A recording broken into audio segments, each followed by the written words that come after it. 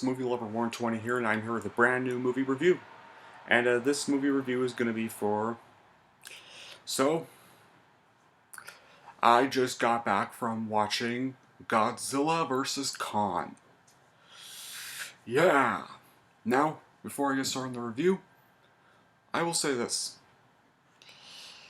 I do love the MonsterVerse films, especially Godzilla King of the Monsters, so before this... Well, Godzilla King of Monsters, which was probably my favorite MonsterVerse movie at the time. Yeah, I loved the first Godzilla of 2014. Now, I kind of wish it had more Godzilla scenes. That was kind of my problem with that movie, but it was still a fine movie overall. There were still some good acting performances from Aaron Johnson, Elizabeth Olsen, Bryan Cranston, but not enough Godzilla scenes, really. And then, of course, 2017, there was Kong Skull Island, which was just an iffy movie, really. It was okay. It wasn't really as good as, let's say, Godzilla 2014 was. Kong never really appeared till near the end of the movie, so... but once again, there were still some good acting performances in that movie, specifically from Tom Hiddleston, Samuel L. Jackson, John C. Reilly, John Goodman. Yeah. And then, 2019, 2 years after Kong Skull Island, we got finally the best MonsterVerse movie at the time, Godzilla King of the Monsters. We finally saw all the Godzilla monsters, way more Godzilla scenes, and more Godzilla action. It's just an awesome film. But those three were all building up to this grand moment us Godzilla and Kong fans have been long waiting for.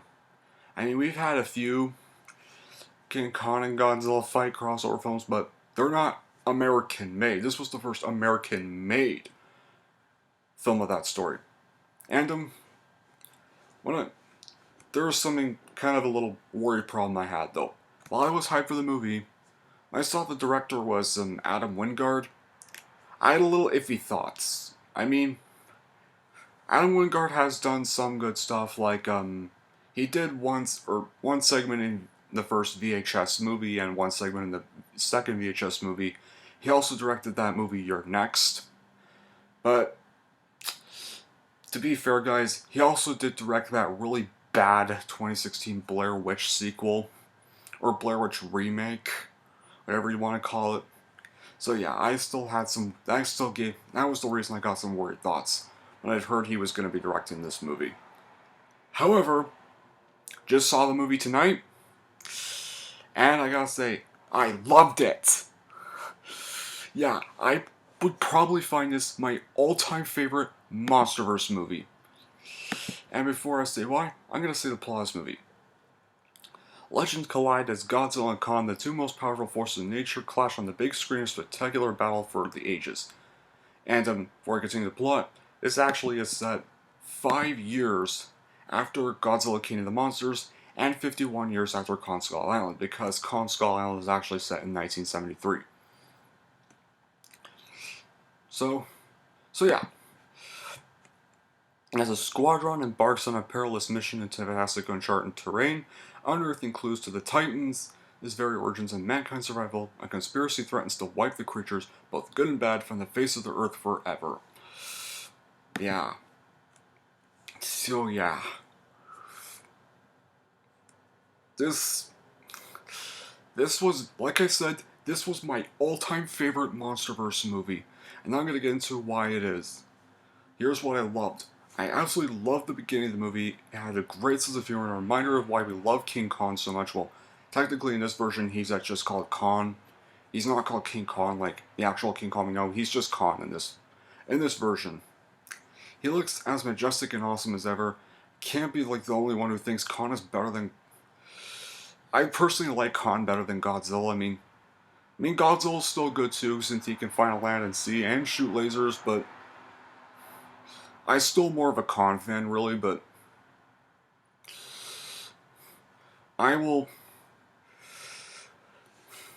Like, the simulated digital habitat the humans created from was cool and unexpected as well. There were still some incredible visual effects The monsters looked really sophisticated and detailed. If you can try to see Godzilla versus Kong on a big screen, like, do it or stream it, do it either way. Like, I know, like, COVID's still a thing, but just saying, I mean,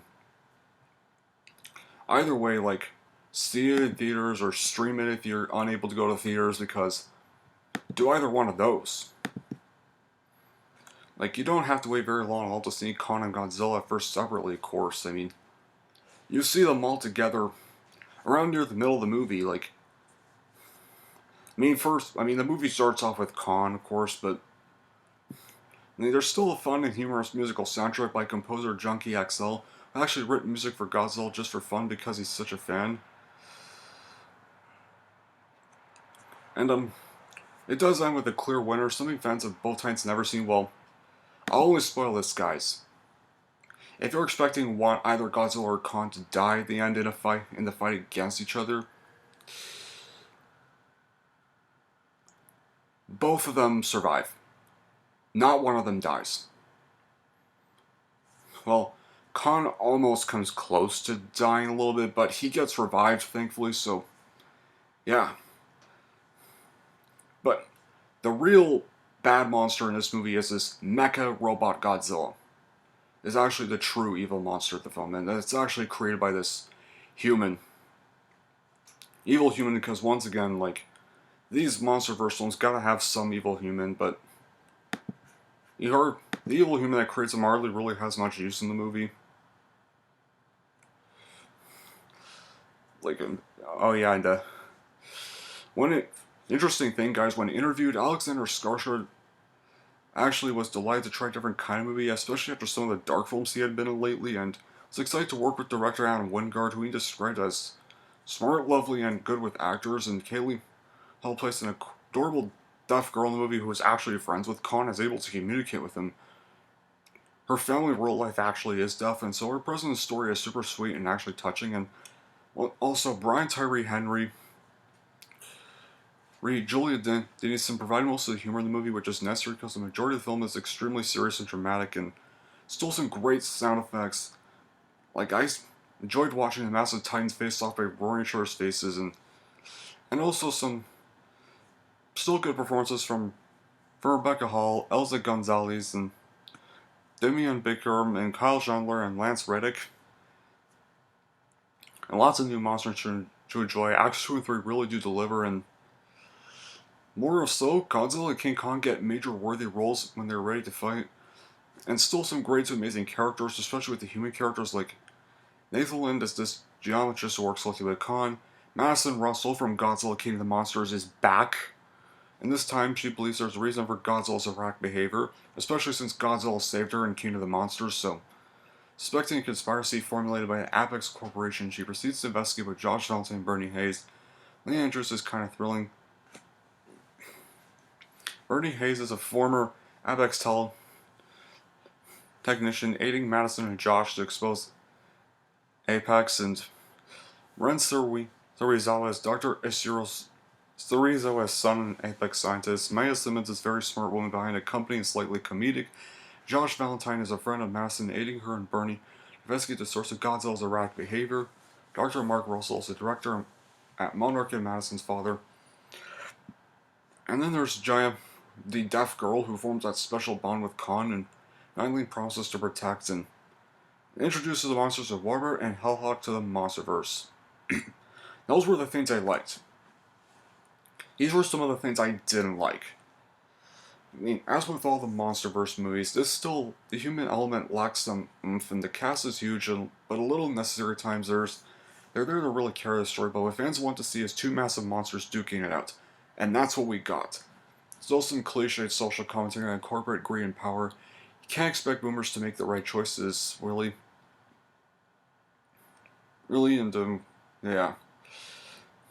New Zealander Julian Dennison has had much bigger roles in other movies. He was really great in Hunt for the Wilder People in Deadpool 2, but his character storyline with Madison was really unneeded, even distracting. I didn't really like his character, really, and which is Josh Valentine. I didn't really like him. He was just kind of a useless comic relief in the movie. I didn't really feel like he was needed, so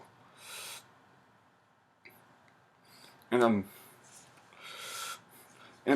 Madison Rosell was just okay, really. I mean, I still thought she was a great character, but next time she's just more of a feisty intensity with much less charm, and this time around, and there are quite a few storylines going on all at once, so it can be a little confusing at times, and so much neon, other than provided eye candy. I mean, the beautiful Isaac Gonzalez doesn't really do much in the film, and there was still like a bit of strobe effects, guys. Like, I hate the strobe effects stuff, but so just be warned, if you don't like strobe effects, there are kind of a bit of strobe effect moments in this film, like with every blockbuster has to have now.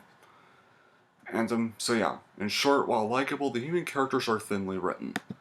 However, despite that, I still recommend the movie if you're a fan of both Godzilla and Godzilla King of the Monsters and Kong Skull Island. Definitely, to me, despite the flaws, is easily the best MonsterVerse movie of all time. And the second thing, and the last thing I will only spoil, once the movie ends, don't watch the credits, there is no post-credit scene.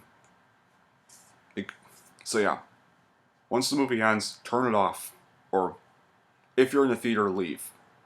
I say turn it off if you can only stream the movie, but all in all, there is not an end credit scene in this movie, so don't expect that. So, which I guess would make sense, because, now if you're wondering, if they do make more MonsterVerse movies, will I really watch them?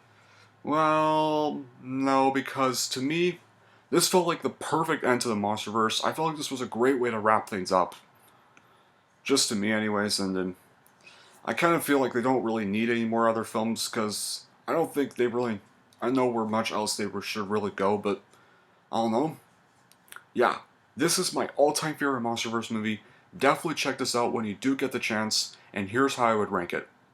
I am going to give Godzilla vs. Kong a 9.5 out of 10. Well, that officially wraps up my review for Godzilla vs. Kong. Definitely a review I've been long waiting to happen. Definitely worth the COVID delays. I think it was only really delayed twice, so. But yeah, it was still worth it in the end.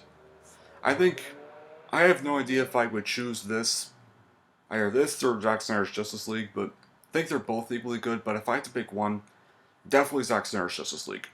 Zack Snyder's Justice League is still the best movie of 2021, and for now, probably will be.